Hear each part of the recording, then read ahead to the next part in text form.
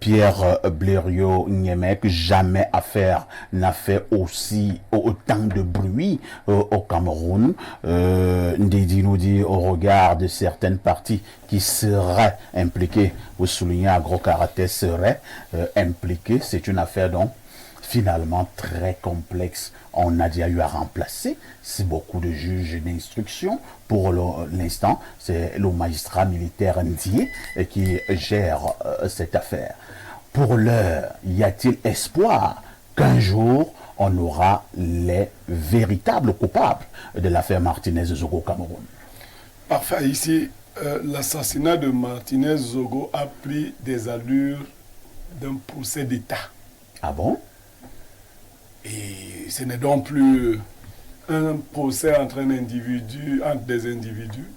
L'État est impliqué à plusieurs niveaux, ne serait-ce que par ce qu'on a pu appeler jusqu'à présent le premier commando. Il est constant qu'il y a eu un commando qui a enlevé Martinez-Zogo. Moi, je ne suis pas trop dans qui a tué Martinez-Zogo. Est-ce que je dis que moi, je me suis toujours arrêté à qui a enlevé Martinez-Zogo. Parce qu'on n'a envoyé personne enlever Martinez-Zogo. Martinez-Zogo ne voulait pas voyager. Il ne voulait pas rouler en Prado. Mais est-ce qu'on est sûr que c'est ceux qui l'ont enlevé? Voilà donc les gens qui nous écoutent. Oui, ce que vous voulez dire. Ceux-là, peut-être qu'ils savaient qu'on devait enlever Martinez-Zogo. Se sont basés sur cet enlèvement-là, peut-être pour poser l'acte. Et peut-être que aussi, ceux qui l'ont enlevé l'ont peut-être assassiné. Vous savez, s'il faut... Est-ce que vous m'avez suivi? Ben allez-y, allez-y. Ne défendez pas. Je suis ici, Niemek, je viens à Info TV, invité par Parfait ici pour faire mes consultations. Je n'ai pas dit à quelqu'un que je veux rouler en Prado noir. Si tu viens, tu m'enlèves, tu me mets dans une Prado noire. Même si tu peux me laisser à Carrefour, et que quelqu'un me récupère là-bas, tu es responsable de ma mort. Oui, je dis que c'est toi qui est... Est-ce que la jeunesse du crime commence par la... Je t'ai dit que c'est toi, Dédi. C'est vous qui pensez que c'est un enlèvement. Dédi, je dis que... pour nous faire comprendre que ce n'est pas un enlèvement. Est-ce que vous avez les preuves que Martinez-Zogo... Oui, non. Nous avons les preuves que Martinez-Zogo a été enlevé. Je dis enlevé, c'est-à-dire que vous n'êtes pas sûr que Martinez... Non, nous avons les preuves que Martinez-Zogo a été enlevé. Vous savez, ça c'est... Mais on ne sait pas par qui. Non, nous avons les preuves que Martinez-Zogo a été enlevé. Enlevé, oui. Il n'a pas demandé à aller là où on l'a amené. Il n'a pas pris rendez-vous avec quelqu'un qui a même à tel endroit. Bon, il ne roulait pas en Prado souvent. Il n'avait pas ces moyens-là. Donc, il n'avait même pas envie qu'on le mette dans un Prado. Donc, moi, je veux que les gens se comprennent bien. Si quelqu'un voulait jouer avec les testicules de son père, et maintenant, ils se sont cassés, qu'il fasse bien attention. Martinez était à Siantou ce soir-là. Amplitude FM. Oui, Amplitude, radio, télé. Amplitude FM. C'est Amplitude, merci. Donc, après avoir passé sa journée, on dit qu'il est allé prendre un verre quelque part. Ensuite, il a commencé à rouler parce que nous avons des vidéos jusque-là. Et puis, des gens l'ont mis dans une voiture. Peut-être pour aller causer avec lui. Mais ce qui est constant, c'est qu'il n'attendait pas la présence de ces gens. Ces gens qui sont allés causer avec lui, jusqu'à présent, ce que les enquêtes dévoilent, et ce que ces gens ne nient pas, c'est que Martinez a été torturé. Et torturé jusqu'à la partie anale. Bon. Qui a dit à ces gens d'enlever Zogo?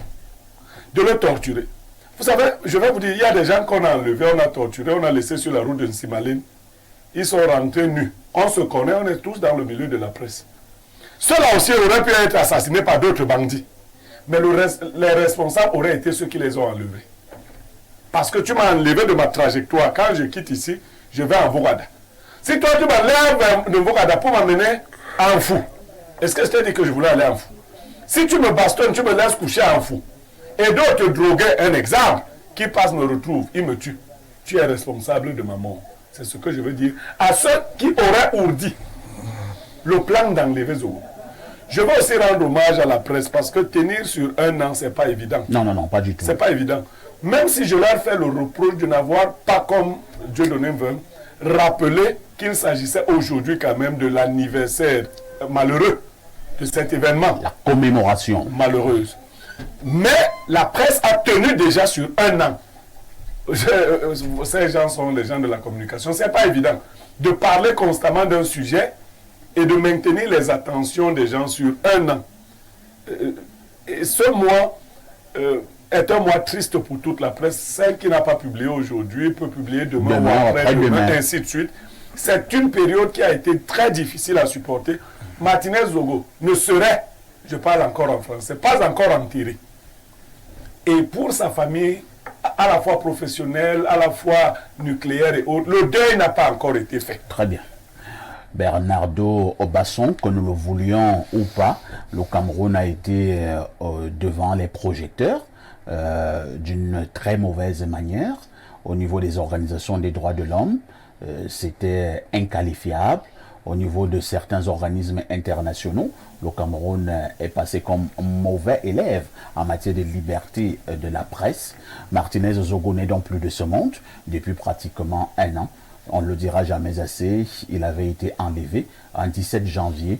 Le corps a été retrouvé le 22 janvier du côté des Bogo, pas très loin de la ville de Soa, en décomposition très avancée. Pour l'instant, les gens ont crié « Justice pour Martinez Zogo ». Un an plus tard, rien à se mettre sous la dent.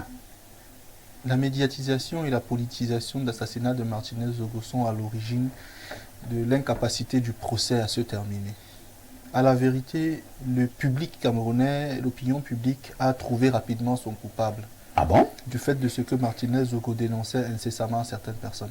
Et donc, le public a estimé qu'il fallait principalement jeter les regards sur quelqu'un qui aujourd'hui est heureusement ou malheureusement interpellé en fonction du bord sur lequel on se place. Bernardo, vous ne voulez pas vous éloigner de la position d'Indidi qui pense que lorsque nous avons eu l'habitude de souvent regarder certaines émissions d'enquête policière à la télé, parfois l'assassin n'est pas toujours celui qui est tellement soupçonné.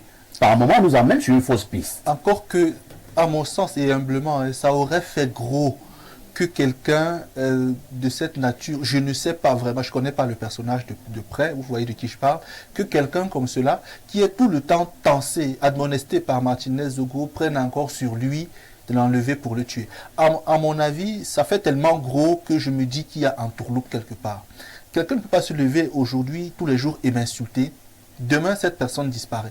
On aura l'impression clairement que c'est moi, puisque je suis la personne qui est insultée. Or, ça peut ne pas être moi. Donc, moi, je reste convaincu que la personne vers laquelle s'est dirigé le regard public n'est peut-être pas cette personne qui est criminelle dans le fond. C'est ce que moi, je pense, c'est un avis personnel. Donc, je pense qu'il y a d'autres éléments à prendre en considération ici. Maintenant, concernant l'affaire du procès, j'ai toujours dit ici que lorsque la cause des hommes est profondément sollicitée, la justice humaine ne peut pas la résoudre. C'est une affaire de famille, une affaire humaine. Et donc, le procès ne livrera jamais de verdict. Ou de bon verdict, oui. Comment ça? On pourra, à terme, incriminer quelqu'un. Il aura peut-être fait 5 ans en prison. Peut-être on lui collera un procès pour tentative pour 5 ans. Pour purger le temps qu'il aura déjà passé en prison, il libérera et ça passera comme ça. Parce que au Cameroun, vous voulez faire comprendre que c'est le théâtre qui est en train de se dérouler là. C'est une théâtralisation à tous les étages. Non, je ne peux pas croire. Moi, je pense. Parfait, Haïti. C'est le président de la République qui a instruit une enquête. Hein. Parfait, Haïti, 1 an. C'est long pour trouver des personnes qui ont assassiné une seule personne. Il n'y a que Martinez Zogo qui est mort ici. Et je pense qu'en 3 mois, on aurait pu faire la lumière dans cette affaire. C'est juste que c'est une affaire qui est extrêmement politique, qui est extrêmement sensible et que les forces en prison sont tellement puissantes que ce sont des lobbies qui s'affrontent de manière transversale. Et ce n'est pas vraiment une affaire Martinez Zogo ici qui est pointée du doigt. Lui, il est comme moi, c'est quelqu'un qui ne représente pas grand-chose au Cameroun. On peut me tuer demain, là, on va crier 2-3 jours Bernardo et puis c'est fini. Donc Martinez Zogo était juste celui qui portait la poisse pour ceux qui l'ont tué. Et même si on ne les arrête pas, leur conscience va les juger pour ceux qui en ont encore. Donc pour moi, la justice devrait ici ne plus trop s'agiter parce qu'elle ne donnera pas de verdict suffisant. Faut pas et être trop la famille de Martinez hein. Zogo, à mon sens, devrait peut-être, si elle ne l'a pas encore fait, commencer à entreprendre de faire le deuil. C'est difficile, mais c'est ce qu'il faudrait faire parce que compter sur la justice des hommes dans un pays comme le Cameroun est certainement un leurre, plus qu'autre chose.